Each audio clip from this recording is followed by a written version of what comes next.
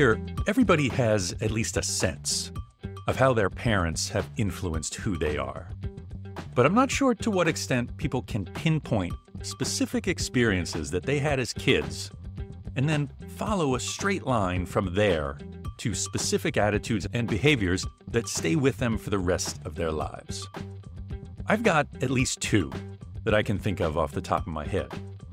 One is that, as adults, both my brother and I host annual events that get people together. Old friends, new friends, folks from next door or across the country. My brother hosts an annual Kentucky Derby party that he's done for like 20 years now. For me, the one big party I hosted in high school was a clam bake. I went down to one of the big seafood markets in Boston and picked up a bunch of lobsters and steamers. And I know we had several cases of Michelob because for years after that, my dad would let me know anytime he was mowing the lawn and the lawnmower would catch a Michelob bottle cap and shoot it across the yard.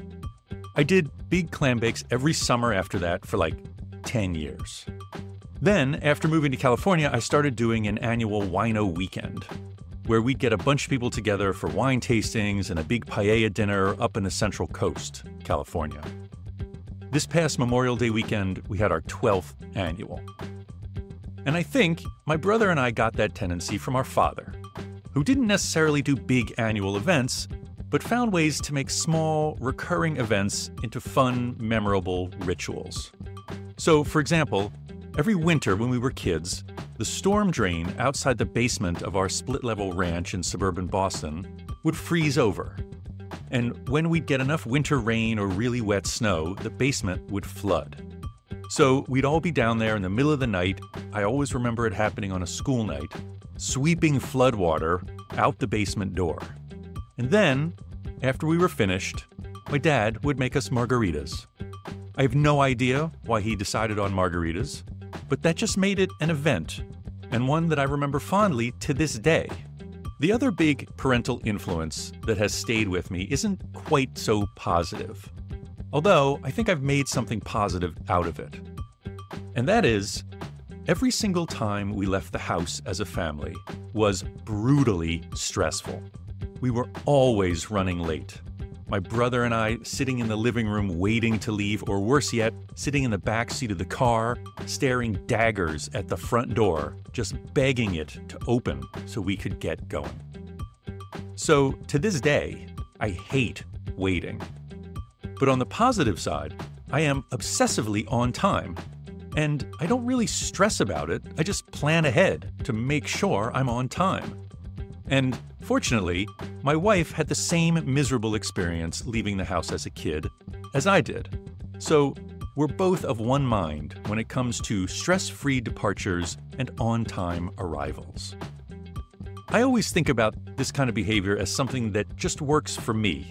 It's about lowering my stress about getting places on time. I don't really think that I do it for anyone else's good. But I read something this week about how this kind of behavior, which is really all about reliability, is essential to healthy relationships between people. So this week, I want to talk a little bit about how something as seemingly innocuous as reliability can be essential to living well together. Stay tuned.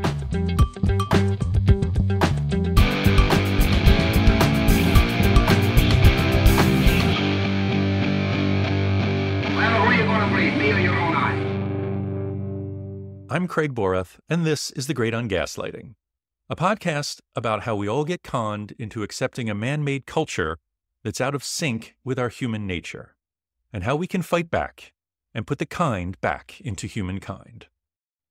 But first, a word about a sponsor. This week's episode of The Great Ungaslighting is not brought to you by the California Chamber of Commerce, which vehemently opposes the proposed artificial intelligence safety law that just passed the state assembly, and it's on its way to the state senate, where it will likely pass, and then go to Governor Gavin Newsom, who, to quote legendary comedy duo Mike Nichols and Elaine May, will do God knows what with it. Of course, it's not just because the chamber opposes the new regulations. After all, knee-jerk opposition to any restrictions on corporate behavior, up to and including planet-obliterating behavior, is the Chamber's very reason for being. It's how the Chamber has chosen to oppose the law, which, as should be a surprise to precisely nobody, is less than completely forthright.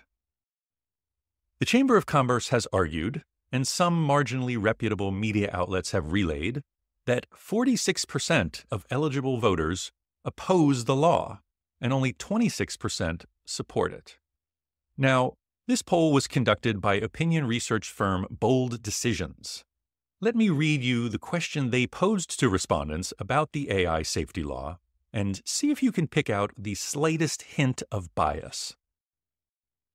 Lawmakers in Sacramento have proposed a new state law, SB 1047, that would create a new California state regulatory agency to determine how AI models can be developed.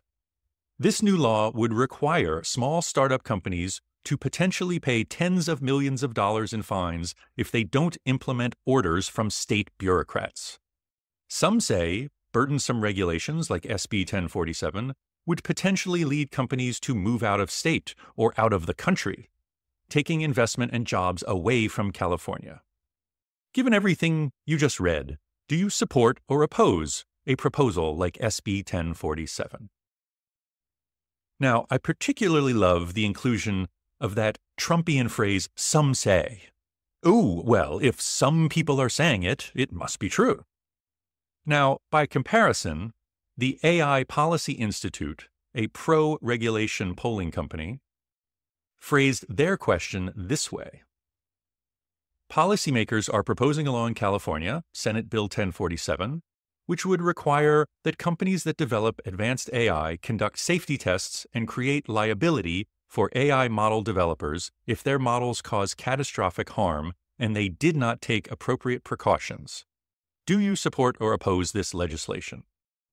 They, by comparison, found that 70% of respondents support the law. So, nice try, Chamber of Commerce.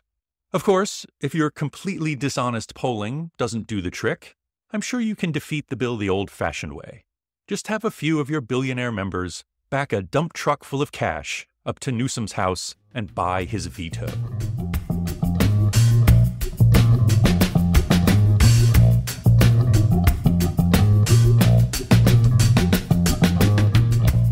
And we're back. If you don't subscribe to the online newsletter, The Marginalian, at marginalian.org, then go do it right now. And while you're there, make a generous donation to support it. Seriously, I'll wait. The Marginalian has been written and published by Maria Popova and only Maria Popova since 2006. She calls it a record of her reading and reckoning with our search for meaning, sometimes through science and philosophy, sometimes through poetry and children's books, always through the lens of wonder. On Being Studios refer to her as a cartographer of meaning in a digital age. Every post focuses on a writer, artist, or thinker, and how a deeper understanding of their work elucidates our shared humanity.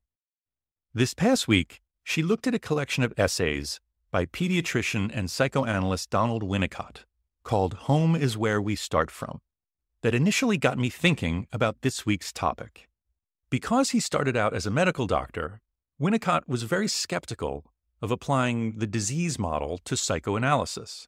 So, rather than just curing mental symptoms, he wanted therapy to help his patients develop what he calls a more widely based personality, richer in feeling and more tolerant of others because it's more sure of itself. And to do that, he developed the concept of the care cure, which must be at the center of any healthy relationship and must be non-moralistic, truthful, and reliable. He placed special emphasis on the reliability part, which is interesting because it seems so plain and simple compared to the other two. And in our daily lives, how much conscious emphasis do we really place on reliability? Remember a few weeks ago I was talking about the ubiquity of Range Rovers at drop-off and pick-up at the Tonier elementary schools around LA? Well, Range Rover has one of the worst reliability ratings of all car brands sold in the United States. So much for reliability in deciding which car to buy. But when it comes to being reliable to our fellow humans, I think in its seeming simplicity lies its true power. Winnicott explains the power of reliability by illustrating the damage that can be inflicted by its absence. He says that the root cause of so many people's suffering is that they have been subjected as part of the pattern of their lives to the unpredictable. And behind unpredictability lies mental confusion. And behind that, there can be found chaos in terms of somatic functioning. In other words, unthinkable anxiety that is physical. When I read that, I was immediately back there as a teenager in the back seat of my parents' car, idling in the driveway, wondering when or even if we would ever leave, definitely feeling that physical anxiety. So I sought to behave differently in this one specific way, in being on time. And I developed this one commandment based on that behavior, which I live by to this day. It is, do what you say you're going to do. It's really that simple. Doesn't mean you have to do everything. It means if you're not going to do it, don't say you're going to do it. And if you say you're going to do it, do it. But as I've noticed, especially after reading a little bit about Donald Winnicott, is this kind of thinking spills over into every facet of life. And again, it sounds simple, but then Winnicott explains what it means when it comes to your relationships with other people. He says that it takes a balanced mind, free of mental confusion, to show up for other people in a reliable way. And this showing up is indicative of, he says, the ability of one individual to enter imaginatively and yet accurately into the thoughts and feelings and hopes and fears of another person, also to allow the other person to do the same to us. It's empathy. It's the golden rule, do unto others as you have them do unto you. It's that simple, but it's also that powerful.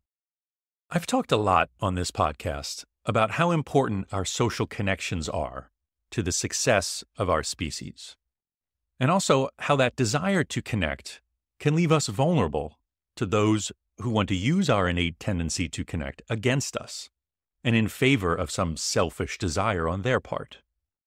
I feel like the more you can nurture those kinds of healthy relationships, and the more you can understand what it is that makes those relationships healthy, the easier it will be to spot the gaslighters, the bullshit artists, and the toxic personalities that you should definitely avoid. And the best way to start nurturing more of those healthy relationships in your life is simply by being more reliable yourself. So, Woody Allen may have been joking when he said 80% of success in life is showing up. But when it comes to healthy, loving relationships with your fellow humans, it might just be all about reliably showing up. Well, that's it for this week. If you like this episode, please share it with anyone you think might also enjoy it.